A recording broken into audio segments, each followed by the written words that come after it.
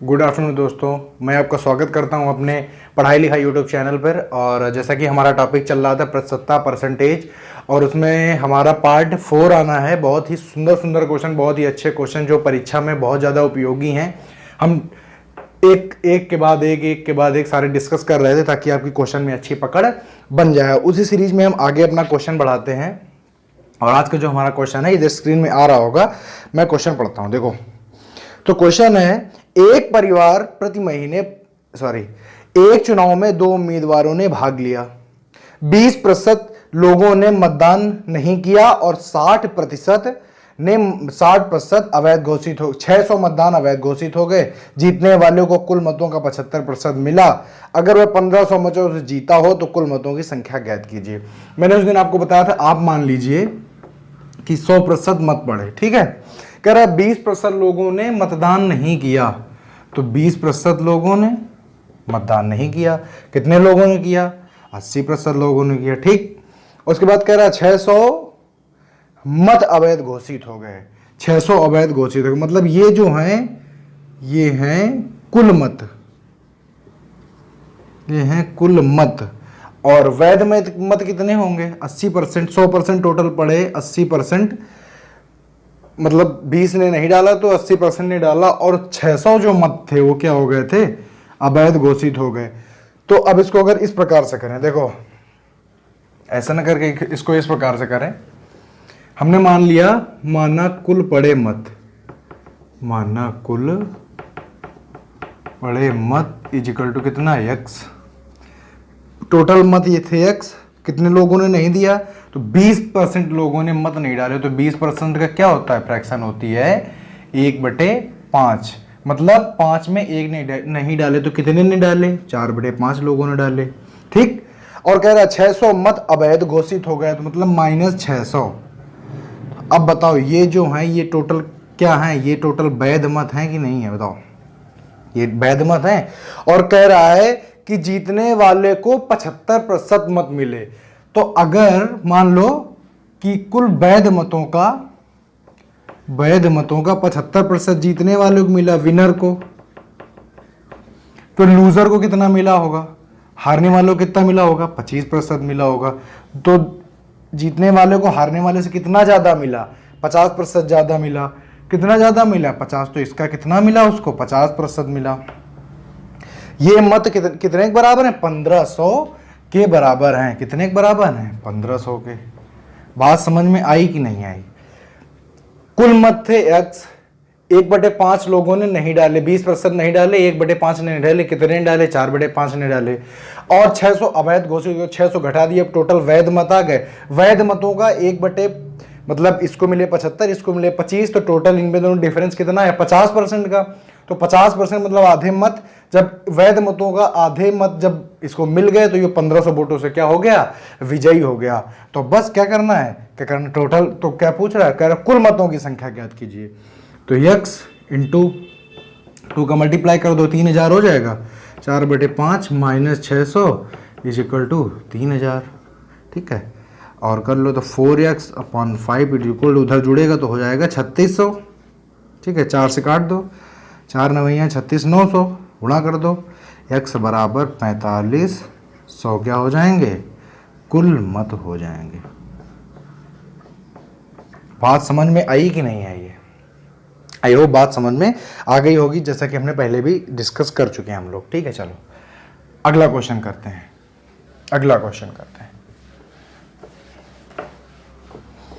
अगला क्वेश्चन ये कहता है,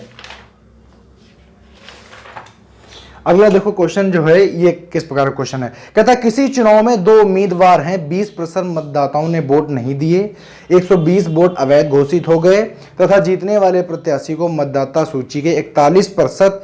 देखो अभी तक क्या कहता था कि वैध मतों का 45% या जितने प्रतिशत, लेकिन अब कह रहा है कि कुल मतदाता सूची का। अरे यार, हम अगर तुमसे बोलें कि मेरे पास 100 रुपए हैं, ठीक है, 100 रुपए में 20 हमने किसी को दे दिए, ठीक है, तो 20% हमने किसी को दे दिए, तो मेरे पास कितने बचे? 80 बचे।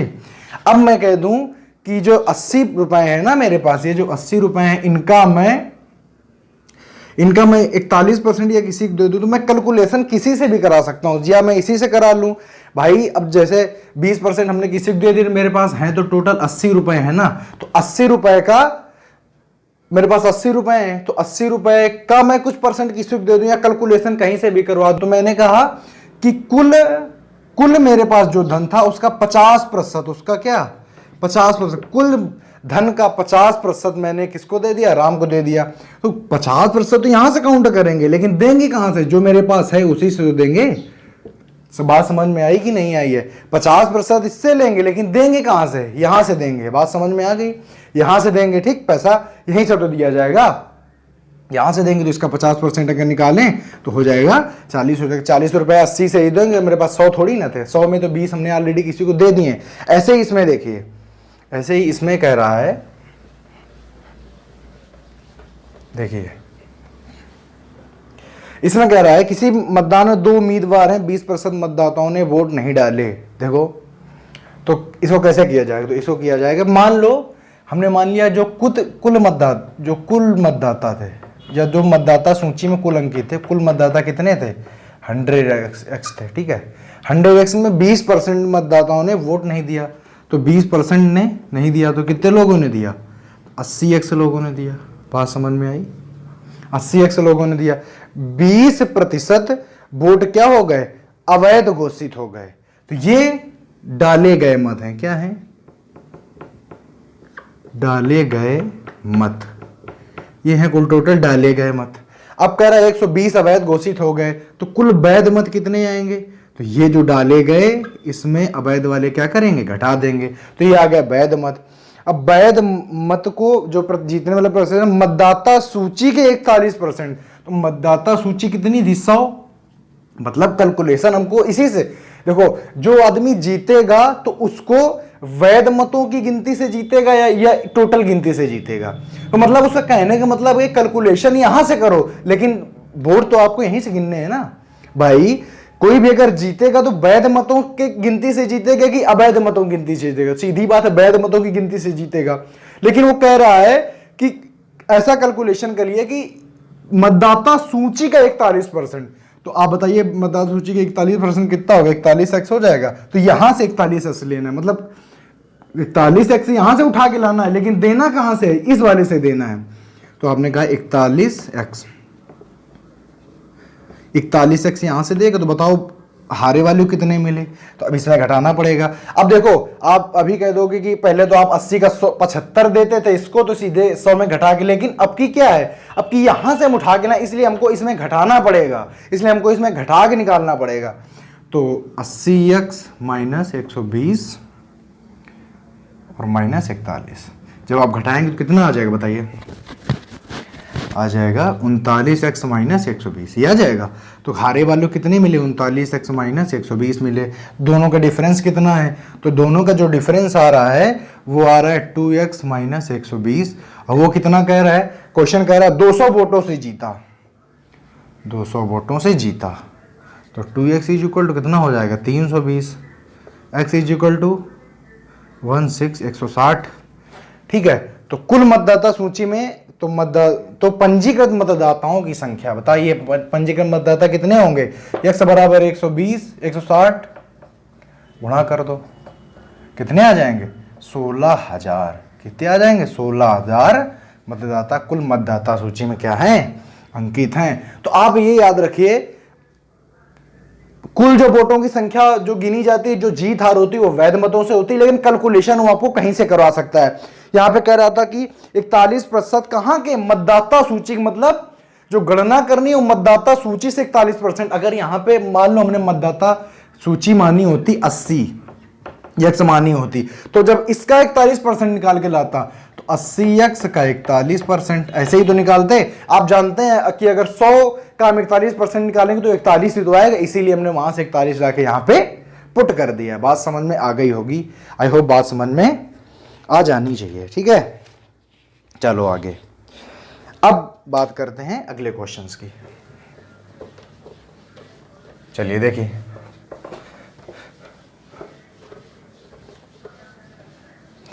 अगला क्वेश्चन कह रहा है कि चीनी की कीमत में 20% की वृद्धि हो जाने पर खपत में कितने प्रतिशत की कमी की जाए कि खर्च समान रहे। चलो देखते हैं।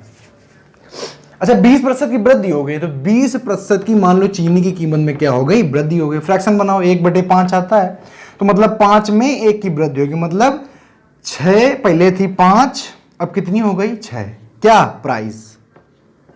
प्राइस ऑफ शुगर, ध्यान दीजिएगा, ठीक है। और इसका अब इसमें ये वाले क्वेश्चन करते कैसे, ये जरा याद रखो। देखो बढ़ गई मतलब यही तो हुआ कि पहले 5 थी, 1 बढ़ गई तो 6 हो गई।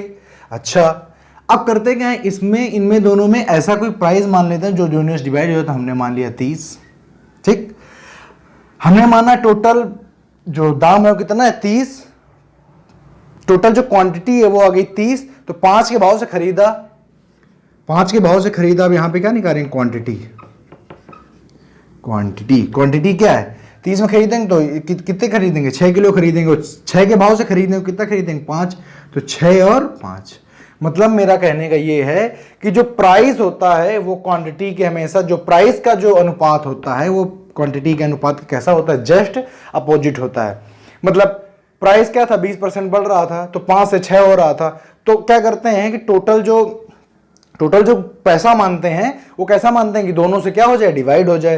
तो 30 हो गया तो 30, अब हम क्वांटिटी निकालना है तो अगर 5 से इसको भाग करेंगे तो 6 आएगा और इसको करेंगे तो 5 आएगा। तो अब बताओ पहले क्वांटिटी थी 6, अब कितनी हो रही है 5, कम कितनी हो रही है 1, किससे 6 से, अनुपात निकाल देंगे तो क्या हो जाएगा 16 से 2/3%। जहां समझ गए कि नहीं समझ गए। अच्छा अब दूसरा तरीका देखो, इसी में दूसरा तरीका कैसे करेंगे। अच्छा एक बात बताओ, जैसे हम कहें हमने मान लिया कि जो प्राइस था स्टार्टिंग में वो था 100, शुगर का जो प्राइस था शुरुआत में वो कितना था 100 था, 20% बढ़ा तो कितना हो गया 120 हो गया, ठीक। तो ये क्या है प्राइस।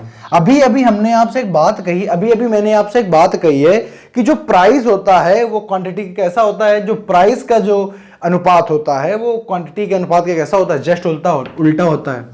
तो क्वांटिटी क्या आ जाएगी, तो क्वांटिटी आ जाएगी 120 से 100। मतलब खर्च क्या हो गया, दाम बढ़े, दाम पहले थे 100 अब हो गए 120। तो जो परिवार था उसने पहले 120 यूनिट खरीदता था, अब कितना खरीद रहा है 100 यूनिट। तो अब देखो 7 खरीद रहा है तो वो तो कितनी कमी करनी पड़ेगी ताकि खर्चा ना बढ़े। खर्चा ना बढ़े मतलब खर्चा 100 ही रहना चाहिए, और खर्चा ना बढ़े, ठीक है। तो अब ये क्या कर सकता है, ये चीजें कम खरीद सकता है ना। तो पहले 120 खरीदता था, अब 100 खरीद रहा है तो कितना कम खरीदेगा 20, किसमें 120 में गुणते 100, 1/6 आया, वही हो जाएगा 16 से 2/3%।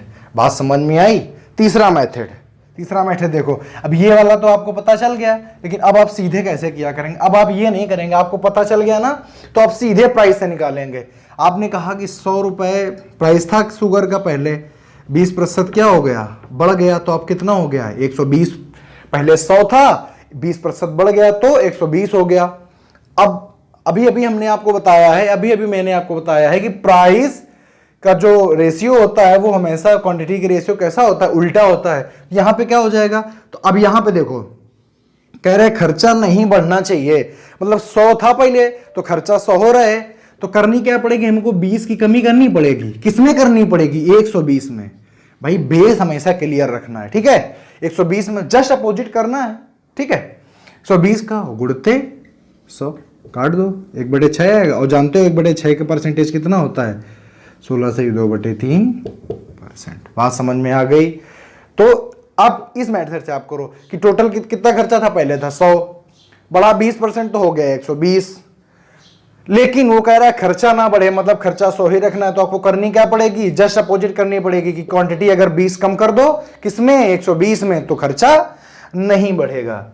आगे सवाल की बात करते हैं। बात समझ में आई, होप आ गई होगी। आप किसी भी मेथड से इसको सॉल्व कर सकते हैं, आप कोई भी मेथड लगाइए और इसको सॉल्व कर लीजिए, ठीक। चलो अगला सवाल स्क्रीन पे आ रहा होगा। चीनी की कमी में 30%, चीनी की कीमत में 30% की कमी आ गई, खपत में कितने प्रतिशत की वृद्धि कर दें कि खर्च समान रहे। फिर से मैंने वही माना चीनी की कीमत कितनी है 100, कमी कितनी आ गई 30% की, 30% की कमी आ गई तो 100 का 30% 30 होता है, तो बची कितनी 70। कोई बात नहीं।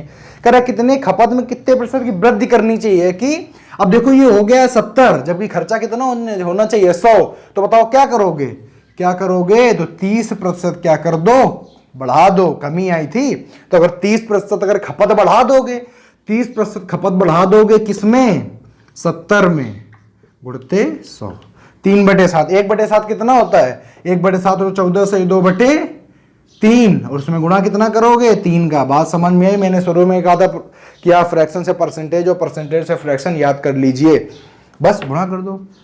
तो 14 42 सही 6/3, 14 से 2/7 होता है 6/7%। बात समझ में कि इतने की क्या करनी पड़ेगी गृहिणी को इतने की वृद्धि करनी पड़ेगी, खपत में इतने की क्या कर दे, वो वृद्धि कर दे। बात समझ में आ गई कि नहीं आ गई? और समझ में आई तो सीधे सीधे करना है, खर्च से जोड़ना है, क्योंकि खर्च से ही इसमें निकाल लिया जाता है। बार बार आपको ये नहीं करना है, बस आपको बेस याद रखना है कि बेस आपको नीचे वाला रखना होता है, मतलब क्वांटिटी वाला बेस आपको रखना होता है, ठीक है। उससे आप वहां से दिमाग लगे और यहां से क्वेश्चन को क्या करिए, सॉल्व करिए। अगला क्वेश्चन कह रहा है, अगला क्वेश्चन कह रहा है चीनी की कीमत 30% घट गई, तो पहले थी 100, 30% क्या हो गई, घट गई, तो कितनी हो गई 70 हो गई, ठीक। फिर आगे कह रहा है कि खपत में कितने प्रतिशत वृद्धि की जाए, खर्च केवल 10% ही बढ़े, तो खर्च को कितना बढ़ा देना है 10%, तो 100 से क्या हो जाएगा 110 हो जाएगा। अब बताओ डिफरेंस बताओ, 10% ही बढ़े तो खर्च को 10% बढ़ा दिया, कीमत में कितनी आई थी कमी, तो कितने परसेंट वृद्धि बढ़ा दी जाए, 70 रखनी है, 10% इसका बढ़ा दिया। अच्छा बताओ दोनों में अंतर कितना आया, दोनों में अंतर है 40, किससे 70 से, गुणते 100, 0 कट गया, 4/7, मैंने कहा 1/7 क्या होता है 14 सही 2/7%, गुणा कितने कर दोगे 4 का, तो 56 सही 8/7, एक बार भाग चला जाएगा तो 57 सही 1/7% क्या हो जाएगी। खपत को अगर बढ़ा दें तो मूल्य क्या रहेगा 10% ही बढ़ेगा। देखो क्या कह रहा था, बार बार सवाल को बस आप भाषा पढ़ना सीख जाओ, आपको आने लगेगा। कह रहा था चीनी की कीमत 30% घट गई, 30% घटा दिया 70 हो गई, खपत कितने प्रतिशत बढ़ा दी जाए कि जो रेट है वो कितना बढ़े, केवल 10% बढ़े, तो 100 का 10% बढ़ाया 110 आया, कीमत 30% 70 हो गई थी, तो 70 से खपत कितनी बढ़ा दी है, तो 70 दोनों का अंतर कितना है, मतलब 40 बढ़ा दी जाए, किसमें 70 में, गुणते 100, आंसर आपका आ गया। आई होप सबको समझ में आ गया होगा। चलो आगे चलते हैं, अगले क्वेश्चन में चलते हैं। अगला क्वेश्चन कहता है चीनी की कीमतों में 20% की वृद्धि हुई, बस कुछ नहीं करना है, माना 100 था, 20% की वृद्धि हो गई, मतलब 120 हो गई, ठीक। अब कह रहा है खपत में कितने किलोग्राम की वृद्धि, अब यहां पे केजी पूछ रहा है, यहां पे प्रतिशत नहीं पूछ रहा है, ध्यान से, कि कमी की जाए कि खर्च केवल 5% ही बढ़े, बढ़ा दो भैया इसको 5%, 100 का 5%, 5 तो कितना हो जाएगा 105, 5% ही बढ़े, जबकि आरंभ में वो 280 केजी की खपत करता था। बताओ दोनों का अंतर, 15% आया अंतर, किस में 120 में, तो कर लो 15 × 120, तो प्रारंभ भाई नीचे वाला बेस मूल तो ये होता है, प्रारंभ में वो कितनी खपत करता था 280 केजी, कमी कितनी करनी पड़ेगी 1 केजी की, तो पहले निकालो, तो 1 यूनिट बराबर कितना आ जाएगा 35 केजी। बात समझ में आई कि नहीं है, 35 केजी, तो अब खपत को कितनी कम करनी 1, तो 1 कितना है 35 के बराबर, इसलिए उसको कितनी खपत करनी पड़ेगी, तो 35 केजी की खपत कम करनी पड़ेगी। बात समझ में आई कि नहीं आई? देखो कह रहा था कि चीनी कीमत में 20% की वृद्धि होगी, 20% की वृद्धि कर दी 120 हो गया। कह रहा था रेट कितना बढ़े, सिर्फ 5 बढ़े, 5% बढ़े तो 105 हो गया। अब कह रहा था कि प्रारंभ में वो कितनी, यहां पे देखो ये जो निकालोगे इसका डिफरेंस कितना है 15, तो अब कह रहा है कितनी कमी की जाए, 15 की कमी की जाए, किसमें की जाए 120 में की जाए, तो अब इसका भाई इसमें गुणते 100 करते, 15 × 1/8 आता, सुनो, तो यहां पे हमें सीधे फ्रैक्शन प्राप्त करनी थी, तो 1/8 आ गया, तो 1/8 होता है, तो प्रारंभ में वो जो करता था भाई यहाँ यहीं से तुमको कमी पता चली कि भैया 8 में 1 की कमी कर दो। तो जो कही रहा कि प्रारंभ में वो खपत करता था कितने की, 280 केजी की, तो प्रारंभ में 280 केजी करता था, तो अब कितने की करेगा, तो 1 यूनिट बराबर हमने 35 निकाल लिया, तो कम कितनी करनी, 1 ही यूनिट तो कम करनी थी, इसलिए 35 केजी हमारा क्या हो गया, हमारा आंसर हो गया।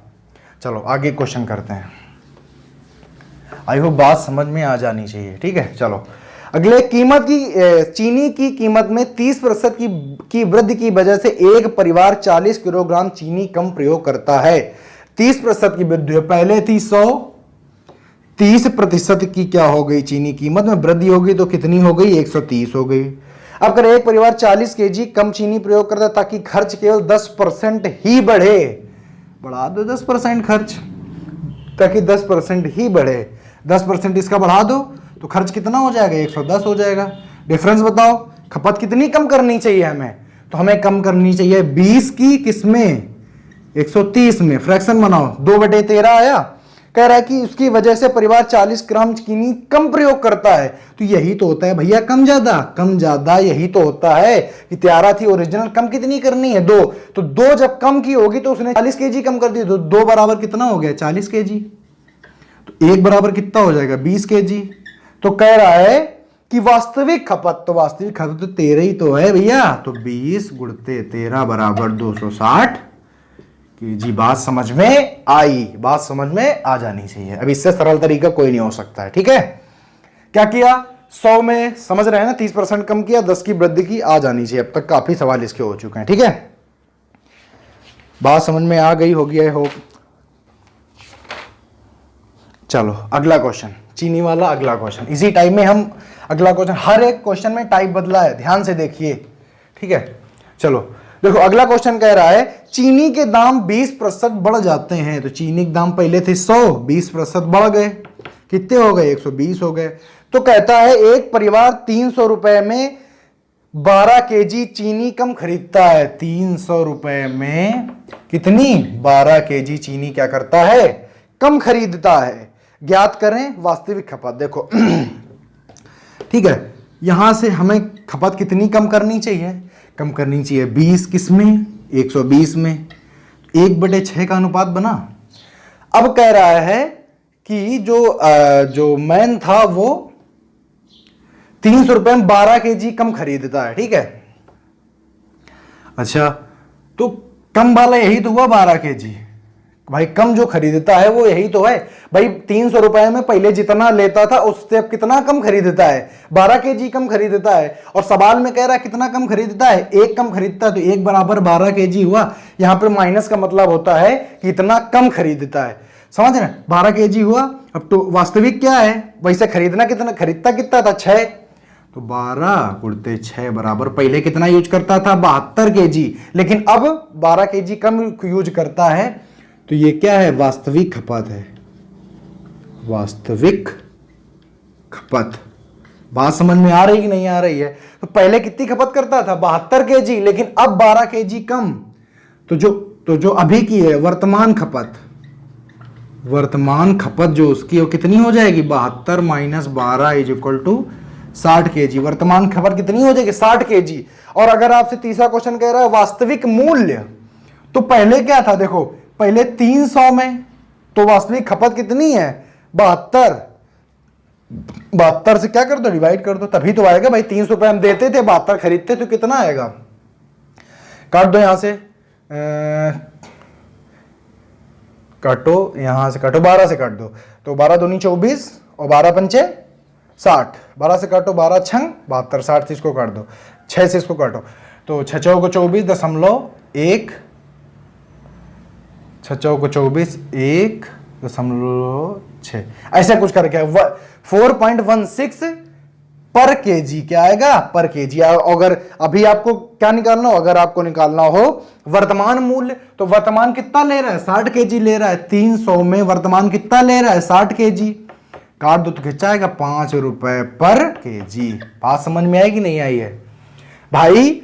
वास्तविक खपत थी उसकी 72, भाई 300 रुपए में 12 कम ले रहा है ना, बात समझ में आ जानी थी। 300 रुपए में 12 किलोग्राम कम ले रहा है, तो मतलब वास्तविक खपत कितनी थी, 6, कम कितना ले रहा है, 1, तो एक कम ले रहा है ना, तो अगर एक इसमें शामिल हो जाता तो 300 रुपए का, 300 रुपए में वो 12 kg और ना खरीद लेता। मतलब कमी कितनी है, 12 की।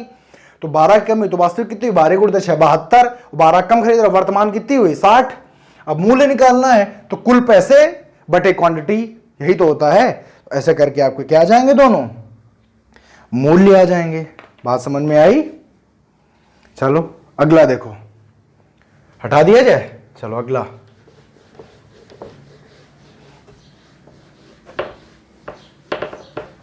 देखो अगला क्वेश्चन कह रहा है चीनी की कीमत 2 kg की कमी होने पर, चीनी की कीमत में 2 रुपए की कमी होने पर एक व्यक्ति 16 रुपए में 4 kg चीनी ज्यादा खरीदता है, तो वास्तविक मूल्य बताइए। तो हमने मान लिया वास्तविक मूल्य जो है, वास्तविक जो मूल्य है वो क्या है, यक्स है। तो कह रहा है कि चीनी की कीमत में 2 रुपए की कमी होने पर एक व्यक्ति 16 रुपए में 4 ग्राम चीनी ज्यादा खरीदता है। तो पहले वो मान लो कि 16 रुपए में, जो 16 रुपए रहे होंगे उसमें कितना खरीदता होगा, ओरिजिनल जो प्राइस है यक्स हो गया, तो पहला वो खरीदता होगा 16 बटे यक्स। भाई टोटल पैसे थे इतने और मूल्य, एक वस्तु का मूल्य था इतना, तो पहले इतना खरीदता होगा। लेकिन अब 2 रुपए कम हो गए, तो क्या हो गया है, तो हो गया 16 बटे यक्स माइनस 2 नहीं हो गया है, बताओ। भाई वास्तविक मूल्य था इतना, अब जो करंट का मूल्य है, जो अभी का जो मूल्य है, अभी का जो मूल्य है वो कितना है, 2 रुपए कम हो गया, तो यक्स माइनस 2 हो गया है। तो 16 रुपए में 4 ग्राम, तो 16 रुपए में पहले बटे एक्स इतना खरीदता होगा, अब कितना खरीदता है, 16 बटे एक्स माइनस 2 खरीदता है। तो कह रहा है कि 4 ग्राम ज्यादा खरीद लेता है। तो अगर इसमें इसको घटा दें तो 4 ग्राम ज्यादा नहीं खरीद लेगा, बताइए।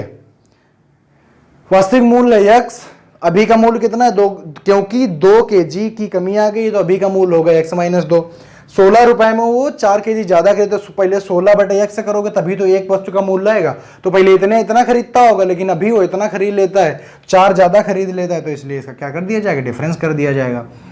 तो आप जानते ही हैं यक्स माइनस 2। ट्रेडिशनल तरीके से करेंगे तो ये हो जाएगा लेंदी। आपको क्या करना है, आपको करना है ऑप्शन से। तो पहला ऑप्शन है अपना, पहला है 3 रुपए पर केजी, दूसरा ऑप्शन है 4 रुपए पर केजी, तीसरा ऑप्शन है 5 रुपए पर केजी, और छठा ऑप्शन है 6 रुपए पर केजी। आप बस ऑप्शन रखिए, सर्टिफाइड कराइए, ऑप्शन रखिए। चलिए देखिए ऑप्शन, मैंने रखा 4, मैंने रखा 3, 3 माइनस 2, तो 1 आया 16, और फिर 3 से नहीं 4 नहीं आएगा, 4 रखो, 4 माइनस 2, 4 माइनस 2 तो 2 माइनस 16 बटे 4 बराबर 4 आएगा। देखो 8 माइनस 4 बराबर 4, तो क्या है, तो हो जाएगा 4 रुपए पर केजी। वैसे आप जानते हैं इसका ले लो एलसीएम, ठीक है, तो लेंदी हो जाएगा। पेपर में इतना टाइम होता नहीं कि आप इतना लेंदी सवाल वहां पे लगा पाओ, इसलिए मेरा सजेशन यही होगा कि आप यहां से क्या कर लें, सीधे सीधे ऑप्शन में जाएं और ऑप्शन से ही क्या करें, क्वेश्चन को टिक कर दें, ठीक है। चलिए अगला क्वेश्चन,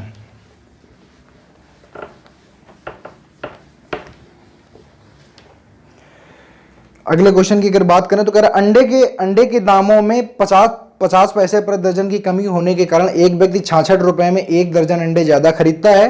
अंडों का प्रति दर्जन वास्तविक मूल्य ज्ञात करो। मैंने कहा प्रारंभिक मूल्य था कितना, 100 रुपए, प्रारंभिक मूल्य था 100 रुपए, और करंट का जो मूल्य है वो कितना हो जाएगा, 50% दामों में कमी होने पर, तो इस समय 0.5 हो। भाई पैसे है तो पैसे से रुपए बनाओगे तो इतना हो जाएगा। उसके बाद में 66 रुपए में 1 दर्जन ज्यादा खरीदता है, तो पहले 66 रुपए में क्या खरीदता था, यक्स, अब क्या करता है 66 रुपए में यक्स माइनस 0.5 हो गया ना रेट, पहले इतना खरीदता है तो अब कितना, 1 दर्जन ज्यादा खरीदता है ना। ये प्रति दर्जन में है सारे रेट, इसलिए दर्जन का कुछ भी इधर उधर नहीं किया जाएगा। इसको भी आप ट्रेडिशनल तरीके से करेंगे तो गलत हो जाएगा। आप सीधे सीधे करिए ऑप्शन से, पहला है 6 रुपए पर दर्जन, दूसरा है 7 रुपए, 8 रुपए और 9 रुपए पर दर्जन। आपके ये क्या है, आपकी ये क्या है, ऑप्शन है। अब सीधे रखो, 6 को रखो आके, तो 6 को रखोगे तो 6 ही यहाँ पर सही आंसर आ जाएगा।